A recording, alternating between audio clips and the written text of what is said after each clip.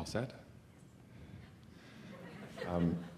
I've been involved in lots of different organizations and things like this, and I not things like this, but just organizations in general, and I found that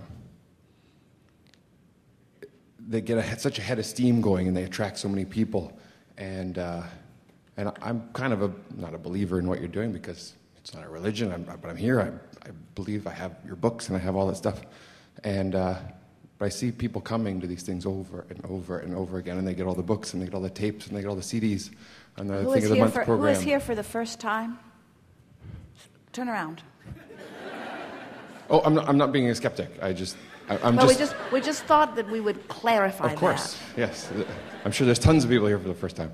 But I'm just wondering, from your perspective, if you get frustrated with people sort of showing up over and over and maybe not making progress in the way you think that they might if they applied things. In most cities, it's like this. Most people are new. Right. But we appreciate those who return because, in fact, Jerry and Esther say frequently that it feels to them because they stay on the road, right, and they're moving from city to city, and this is their favorite part of life. And they say it feels to them like the same group moves from city to city to city because there is this sort of collective consciousness that is expanding. And so we don't feel frustration. Frustration is not in that vibrational vicinity. But we get what you're talking about. It's kind of the church thing where people keep showing up and not applying, but they keep showing up. They don't actually do anything with it. They just go there. Well, you see, the most important thing to help you to realize why we never feel frustration about this particular topic is that you can't stop having your step one experience. So there's nothing for any of us to do about that. So no frustration there because the contrast is serving you exactly right. No frustration with step two because when your life causes you to ask, we all get the benefit of riding that rocket and becoming what you've asked for. And so your question is, do we ever use you as our excuse to tune ourselves away from where we are? That's what frustration would be. I guess so, yeah. And the answer to that is no, we never do so, that. Right. And if we did do that, then you wouldn't be you. And we would defy our reason for being, and our relationship with you would not be as it is. Do Jerry and Esther get disappointed seeing some of the same faces over and over and no progress in their life? Or? Well, it's interesting that you bring something up about that because we have said to them right from the beginning, there is never a crowd on the leading edge.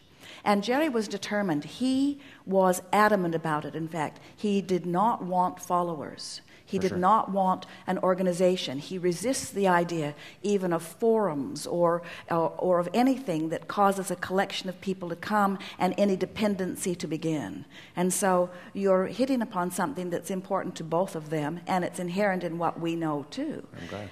So Jerry and Esther, their attitude has been, let's live the art of allowing. Let's be what we are. Let's offer our vibration. In fact, as Jerry was talking just now about the attitude of Hay House, that was the pitch that Louise Hay and her executives gave to them the day that they met with them to discuss the perpetuation and publishing of their materials.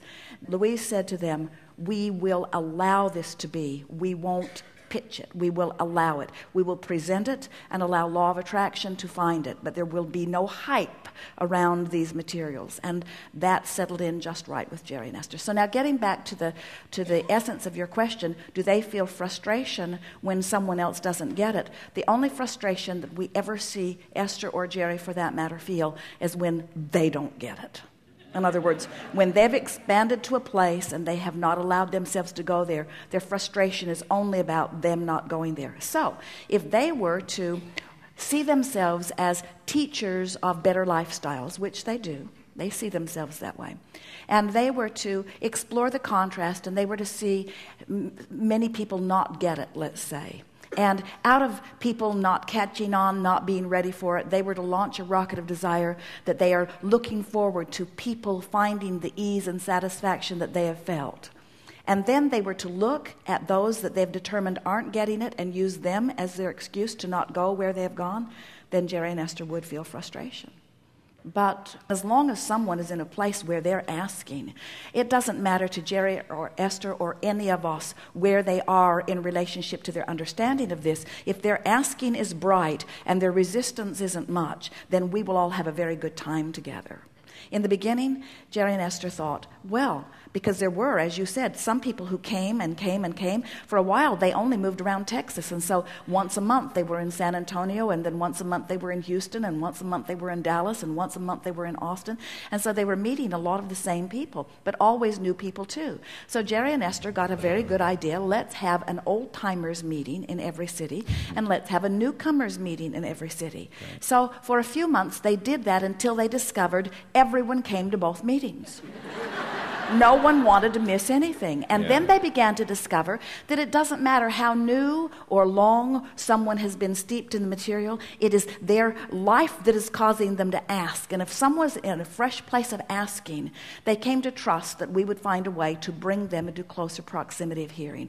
And you got to understand, it's not our goal or their goal to get anyone to know what we know. We're not trying to get people to live what we teach or to want what we want. It is our desire that life lets people know what they want. In other words, individual lives cause individuals to create their individual vortexes. All we want to do is to give you the basics so that you can find a way to fulfill what your life has caused you to become. So when this really works, what happens is this group of people who are vibrationally similar in the sense that they know they create their own reality, create very diverse realities, you see. So the old gathering together in the attitude of sameness will never work in a forum like this. Right. There's too much independence and too much freedom seeking. Very good. Great.